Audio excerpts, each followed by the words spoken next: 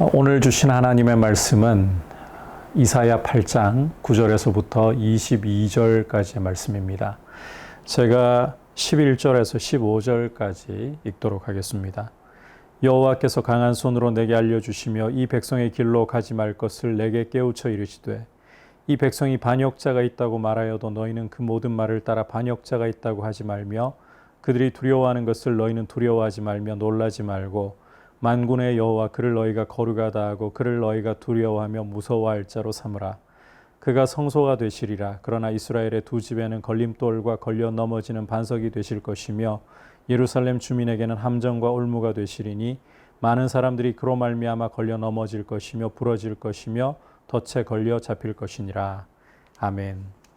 오늘 함께 읽은 이 이사야 8장 말씀은 이사야 7장에서 이어지고 있는 내용의 이 연장선상에 있습니다.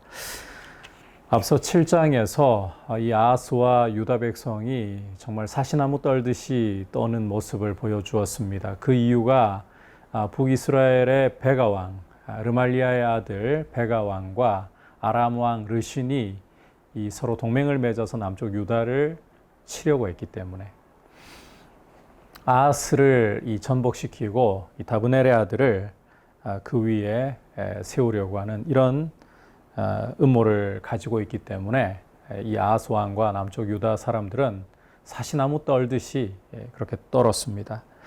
하나님께서 너희는 두려워하지 말라.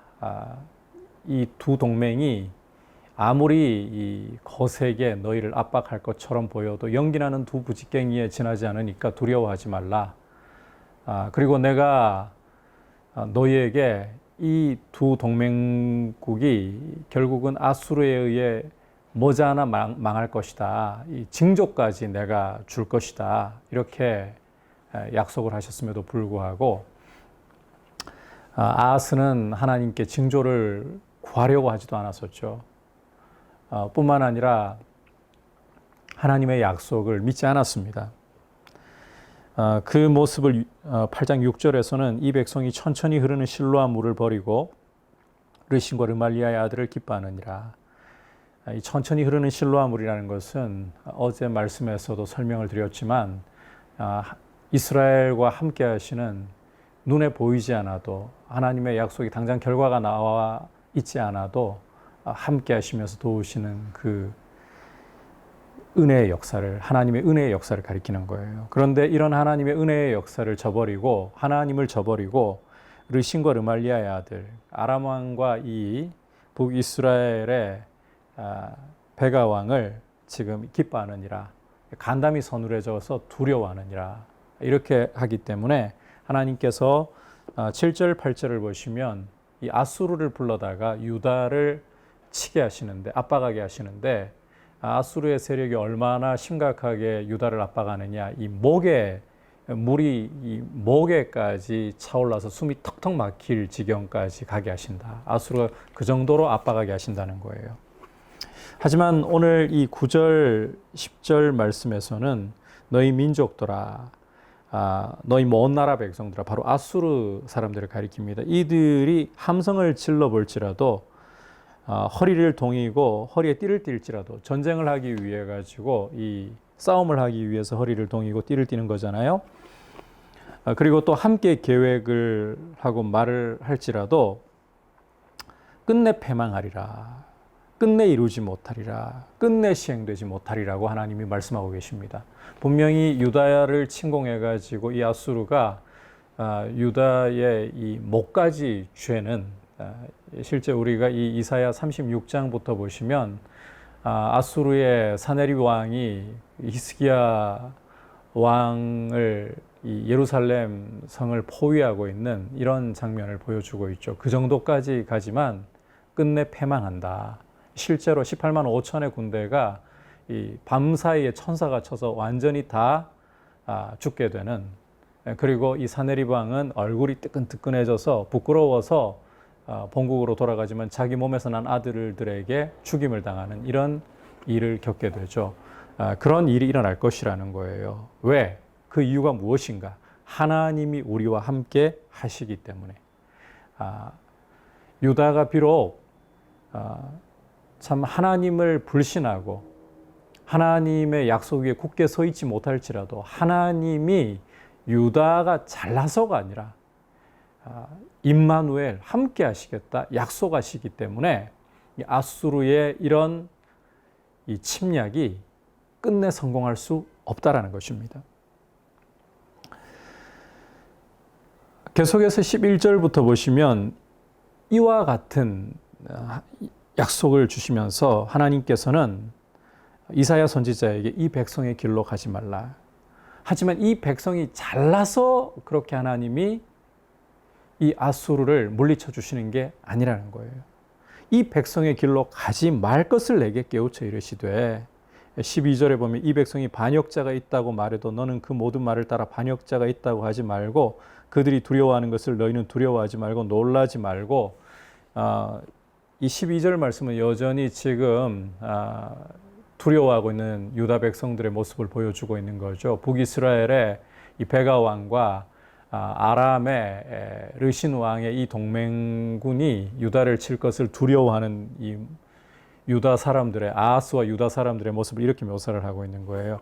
이들처럼 두려워하지 말고 놀라지 말고 13절을 보시면 만군의 여호와 그를 너희가 거룩하다 하고 그를 너희가 두려워하며 무서워할 자로 삼으라. 누구를 정말 두려워해야 되겠느냐?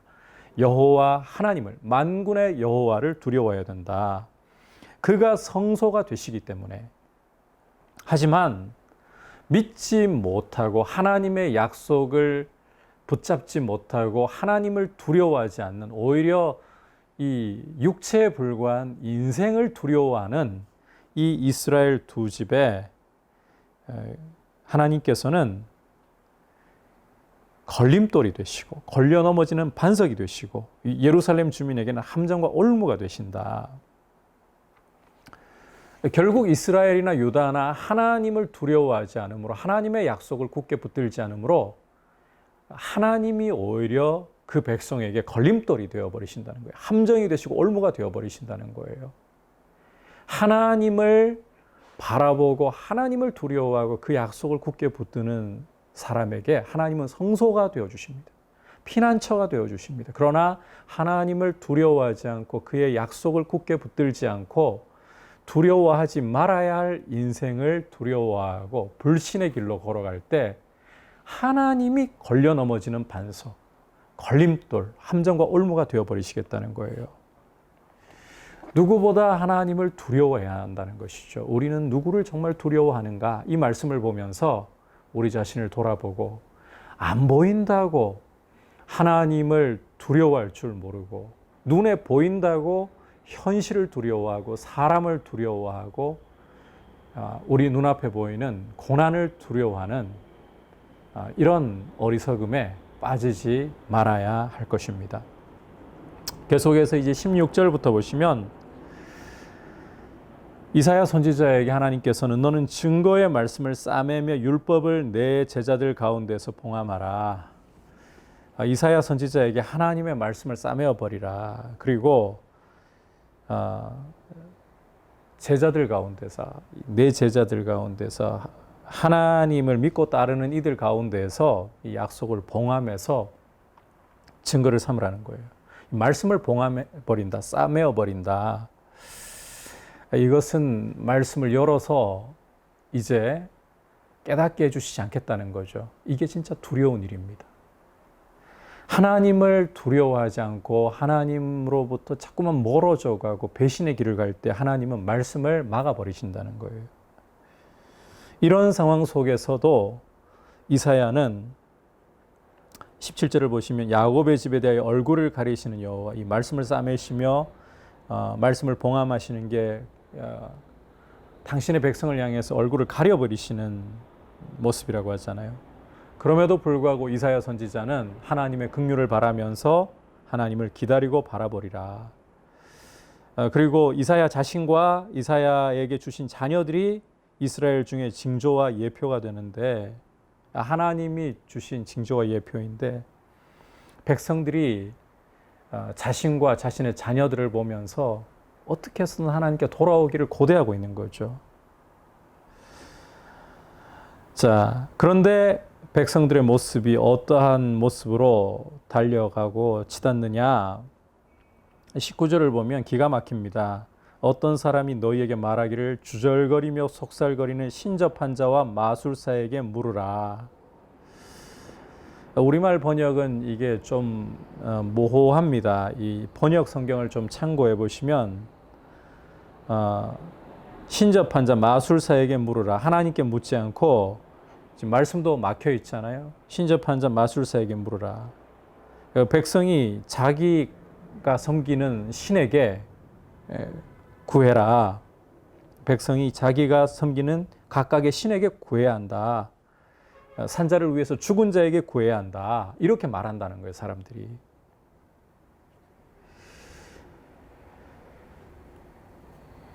이게 이 말씀을 하나님이 봉하시고 싸매어 버리실 때, 말씀을 열어주지 않으실 때 사람들에게 나타나는 모습이라는 거죠. 하나님을 울면서 회개하면서 찾을 생각 없어요.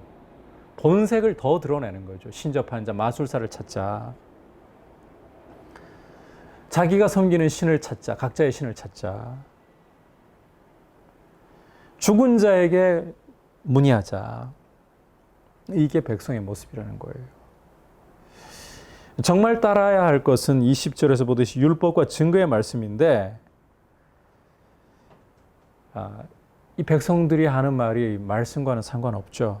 그래서 결국은 어떠한 상황까지 이르게 될 것인가.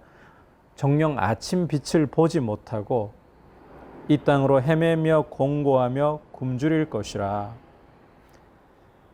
그가 굶주릴 때에 격분하여 이제 굶주리면서 굉장히 공고함에 처하죠. 그럴 때에도 이 격분해 가지고 이제는 자기의 왕과 자기의 신을 저주하는 이런 모습으로 전락할 것이고, 어디를 살펴보든 위를 보든 땅을 굽어보든 환난과 흑암과 고통의 흑암만이 그들을 뒤덮고 있는, 흑암 가운데로 쫓겨 들어가는 그런 결국을 맞이하게 된다는 것입니다. 이 하나님의 말씀이 열려 있고 말씀이 바르게 선포되고 말씀이 깨달아진다. 이 참 축복입니다. 교회에 하나님의 말씀이 살아있다는 것은 굉장한 축복이고, 또 이 하나님의 말씀을 묵상할 때에 공부할 때에 깨달을 수 있다는 것은 놀라운 축복입니다. 우리가 이 하나님의 말씀을 깨닫기를 사모하면서 이 말씀이 닫혀버리는 것은 그야말로 이 큰 고통 중의 고통이고, 하나님 백성에게 이보다 더 큰 저주는 없습니다. 하나님의 말씀이 가려지지 않기를, 하나님의 말씀이 숨겨지지 않기를 바라면서 우리 한국 교회의 강단이 거룩한 하나님의 말씀으로 늘 새로워지도록, 강건하게 되도록, 그리고 우리 한국 교회 가운데 이렇게 하나님의 말씀의 빛이 아침을 밝혀주는 이런 역할을 하도록 우리가 하나님의 긍휼을 구하고 이사야 선지자처럼 하나님을 바라고 하나님의 은혜를 구하는 그런 모습으로 서 있기를 축복합니다. 이 시간 함께 말씀을 생각하면서 기도하기를 원합니다. 하나님 아버지, 우리가 누구를 두려워해야 할지를 분명히 보게 해 주십시오.